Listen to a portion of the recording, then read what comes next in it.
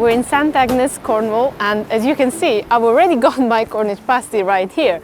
It's robust enough not to break, and actually being so portable is the reason why pasties are so beloved here in Cornwall. It was because miners would take them down the mine with them to have for lunch. The times have changed, the mines have closed, but the pasties have stayed. How did they do it? We're here to find out. The key to keeping a pasty together when it's filled to the brim is all about the pastry itself. This type of pastry is neither puff nor short crust. It's called rough crust. Made with flour, lard, butter, salt, and water, rough crust is kind of the best of both worlds.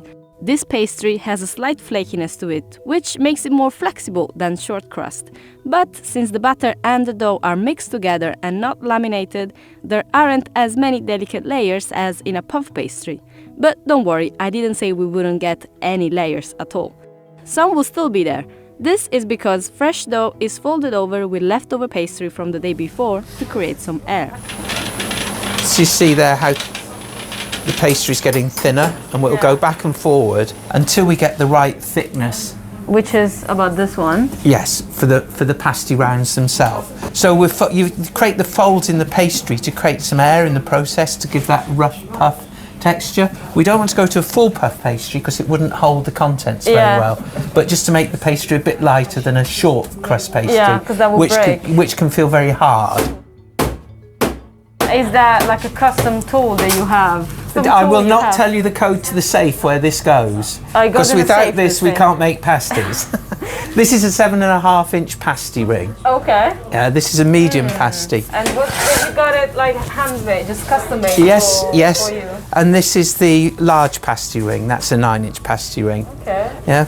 It looks like a tool you would use in an Olympic sport. What's it could, yes, it could. Yes, it could be curling, couldn't it? Yeah. Curling. Is it sharp? Not particularly. We have had this one sharpened recently. The person who sharpens this is somebody you trust. Yes, because you have to give this away. Yes, so yes, actually, he has to sign for it. Our robust but flaky rough crust is ready to meet with its other half, the filling. We use a very scientific measuring device called a cup. All of the fillings are humble ingredients like potatoes and onions, and their usage goes hand in hand with the humble origins of the Cornish pasty itself. Each ingredient is also there to aid the portable nature of the pasty. Potatoes are waxy and keep their shape when baked. Swede, or turnip in Cornish, adds sweetness. I'm told using carrots is sacrilege. Onions and seasoning add flavor, and beef and butter provide the juices to create a nice gravy, as they say around here. At St Agnes Bakery, they use a cut of beef called rump skirt. Rump skirt is the quality end of the skirt part of the animal. There's only a few kilograms per carcass. It's about twice the cost of the ordinary skirt, but what you get is a much more luxurious product. It's a lot leaner, it's a lot juicer, it's less gristly. And earlier you did mention the M word. We do not use mincemeat. That mincemeat, that have people who've not got out of the building alive for using the M word.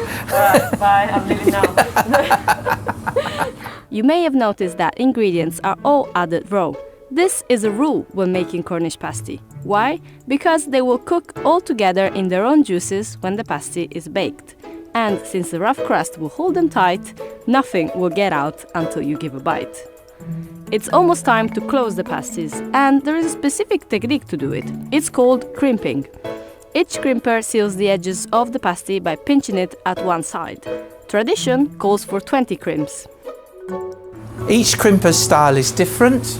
Each crimper's different. And when we're cooking the pastries, you can sort of tell, oh, that's a Jenny crimp, that's a Rebecca's crimp. Yeah. And also there's a difference between the right and left-handed people, because the right-handed people end up crimping on the left. The left-handed people end on the right. Oh, okay. Yeah. So you're right-handed. Yes, yes. Yeah. And they all have a different style for ending the pasties too. That's where I come in.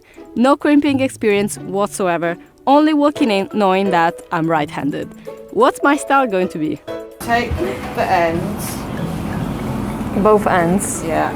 Oh, that's loaded. God, there's a lot of stuff in. It's okay. And then Just try and close it. Close the other end, yeah. Okay. Oh God, it's falling It's off the alright, side. it's okay. Just hold it up. Pull it over, Yeah. and then you keep pulling it over as you go along. God. All right. So like that. Yes. Yeah. That looks nice, actually. It's better than mine. Oh. Who would have said? And then you just keep going. Oh yeah, and that's not pulling it looking that over. as nice. Okay. You're not saying anything. So it means I'm not doing it right. No, it's fine. Oh. It's just we do it that way, and you're kind of doing it backwards Really? Okay. because we stand like this. There you That's go. it. Oh, okay. I always start off well, and then I kind of just get lost along the way. It's alright. So he has different personalities. I'm gonna pose with my honorable creation. So why do you do a side crimp then? So the original Cornish pasty, like back in the well, many years ago, when the Hundreds of miners years were ago. working in the mines, Yeah. was half sweet, Oh. maybe jam, and half veg. Oh, that's interesting. So Yeah. they used to take them down the mines with them, and because their hands were dirty, they would hold this They to all the eat crimp. pasty, Yeah. and then leave Oh. that bit. Nice and crimped, the pasties are finished with a glaze of oat milk and cow's milk for extra crunch. Cornish pasties bake slowly for about 1 hour to maximize the flavors coming together.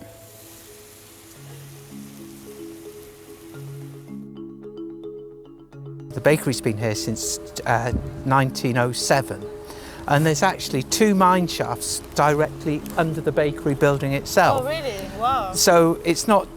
So he has been built on top of the Yes, shaft. so it's been built on top of 2 mine shafts. Oh. All right, should we have a go? Okay. Cheers to you. So which way you eat it?